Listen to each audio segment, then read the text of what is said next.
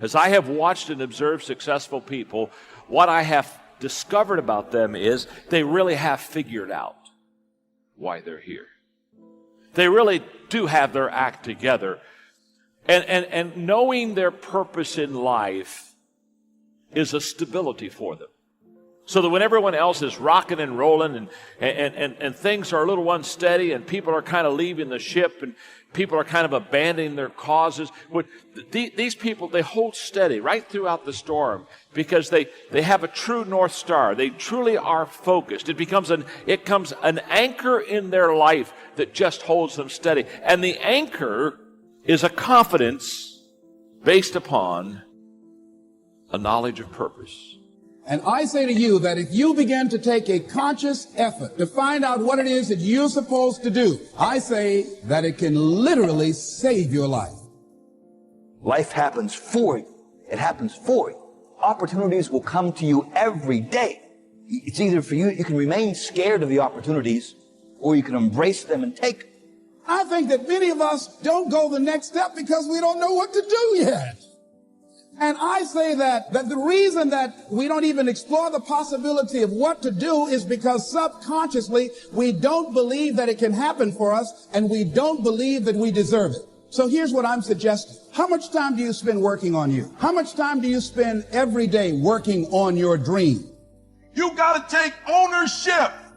I take full responsibility. And I'll do whatever it takes. I take ownership. I'll get up. I'll stay late. And that's why you point the finger. That's why you say he did it and she did it. Because you don't like how the pain feels. That's why you give the power away. Because it hurt too bad to say, I did it. I take ownership. It was my fault. You ain't ready for the pain. You never looked at yourself in the mirror and said, you let you die. I am not phenomenally skilled, but I'm phenomenally willed. My IQ may never change, but my will changes every year. I get stronger and stronger and more determined. Why? Because it's in my DNA. Now, I have found most people want to improve their income. You know, there's two things that you must know if you really want to create wealth. You have to know where you are, and you have to know where you're going. Now, that is so simple and so obvious. Why are so many people stuck? Think about it for a moment. Really give it serious thought. Now, I used to think, and I think most people do, these people don't have goals. But, you know, they may not have taken a pen and really clearly defined their goal, but I think they do have a target. They want to make things better. I don't think that's where the problem is. I think the problem's right down here in where we are. Most people don't know why they're where they are. You see, I have found one thing. Everyone knows how to do a better job than they're doing. That's not the problem. We do know how. The problem is we're not doing what we know how to do. Why aren't we? Well, there's an answer to that, and there's your answer. It's paradigms.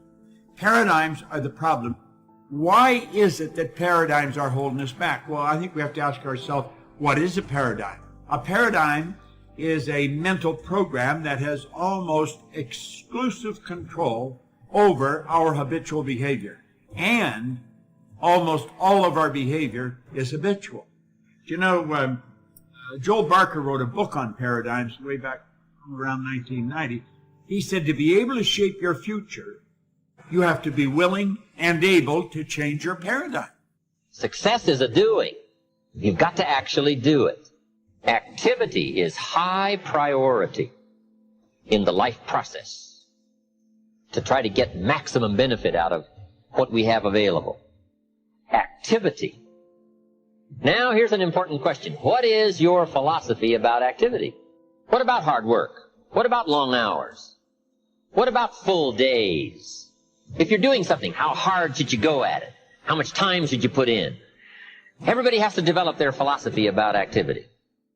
Just by way of review, let me quote you Old Testament says, 6 days activity, 1 day rest. That's called philosophy of ratio of activity. What is a good ratio of rest and activity? Old Testament says 6 days of one, 1 day of the other. We've all got to have a philosophy about activity, because your philosophy of activity will affect the rest of your life.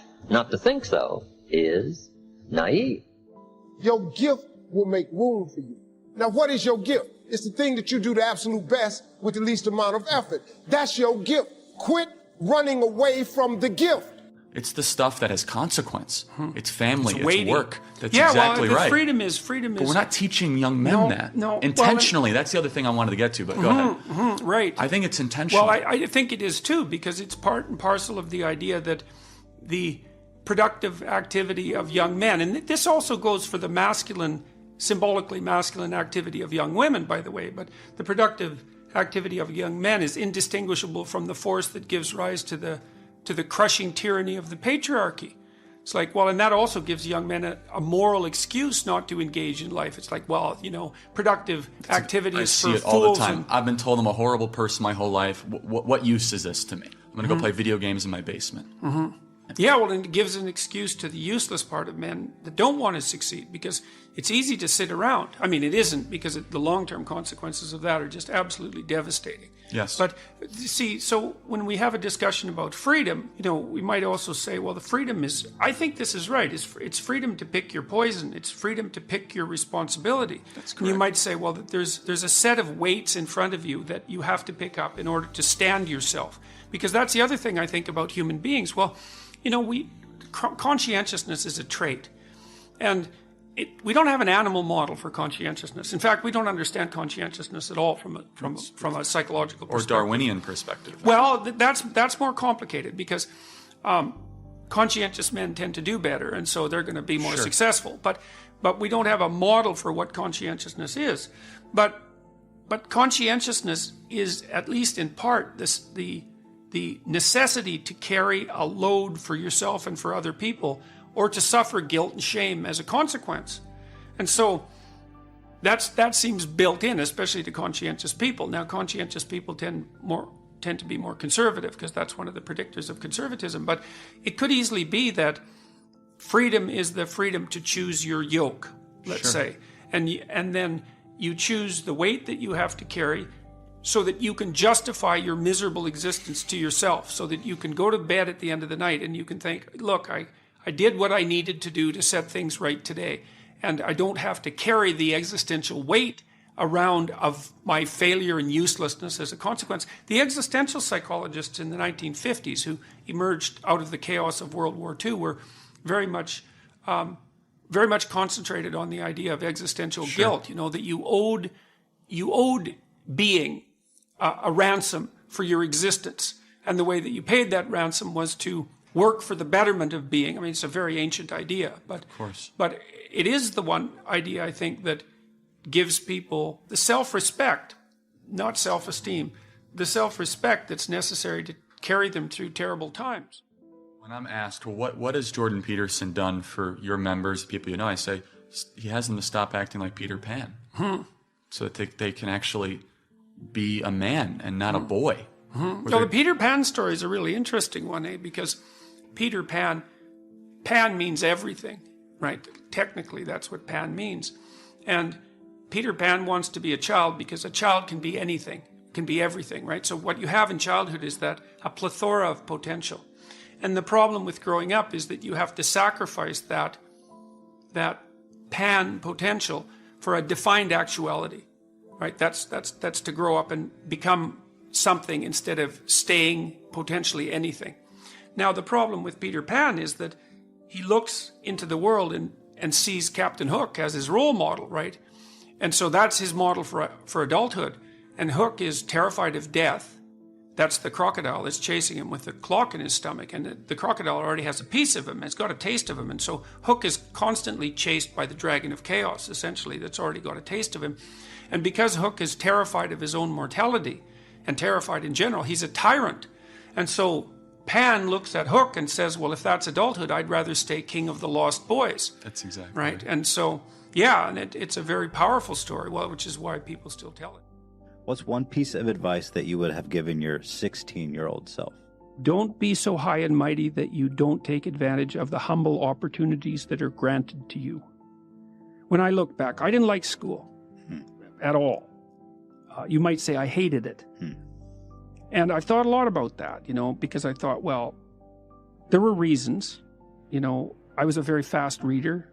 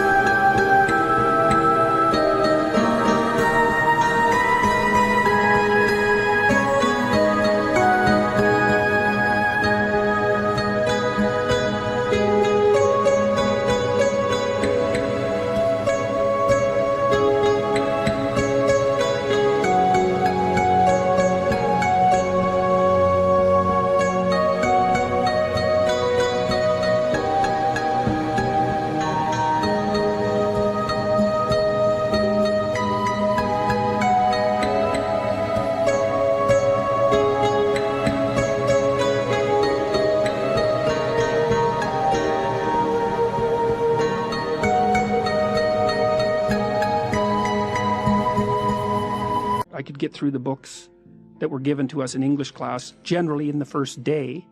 And that wasn't really appreciated, I would say.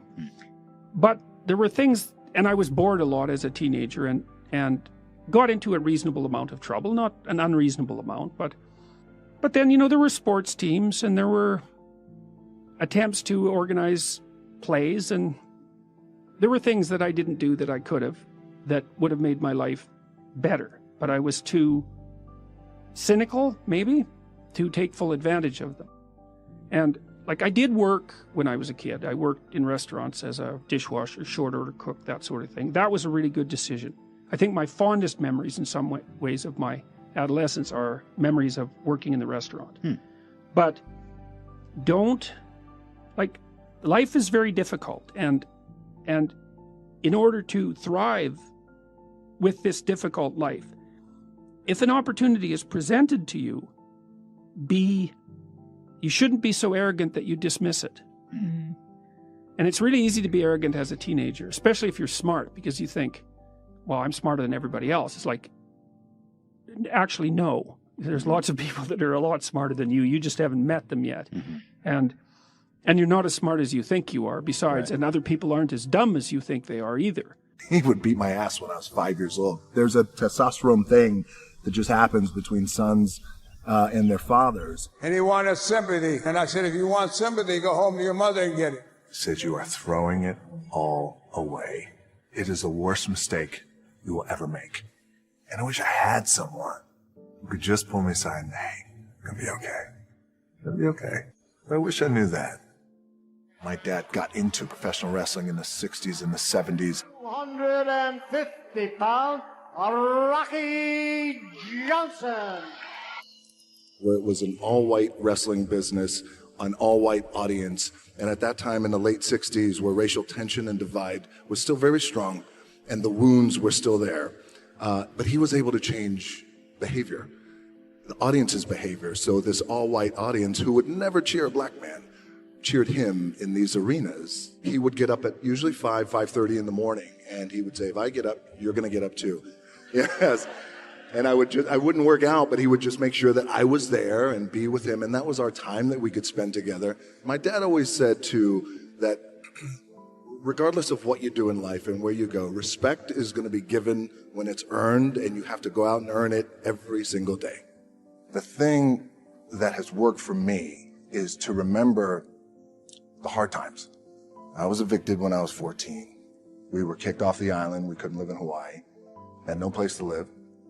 My mom and I came home, and I'll never forget, the rent was $180 a week. And there was an eviction a week.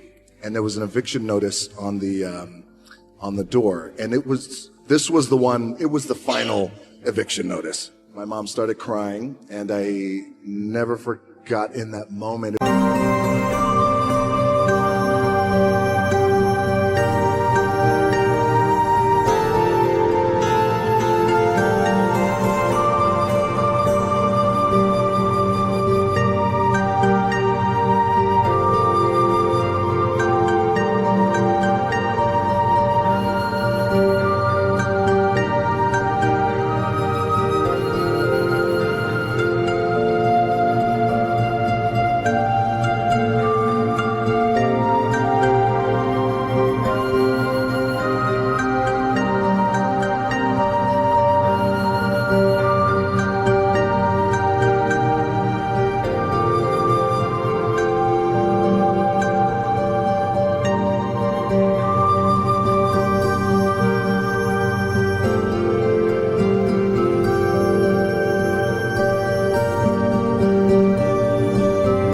It was a seminal moment for me because I felt like I never want to be in this position again. What can I do?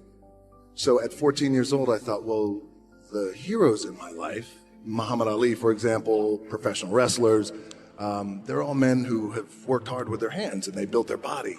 Yes, that's what I'm going to do. I'm going to do what my dad taught me and these other heroes. I'm going to go build my body so we're never evicted again. And at that time, we were at an all-time low, I think, with our family. And I am already a pretty big boy, 6'4", 200, maybe 20, 25 pounds. I had a very bad mustache.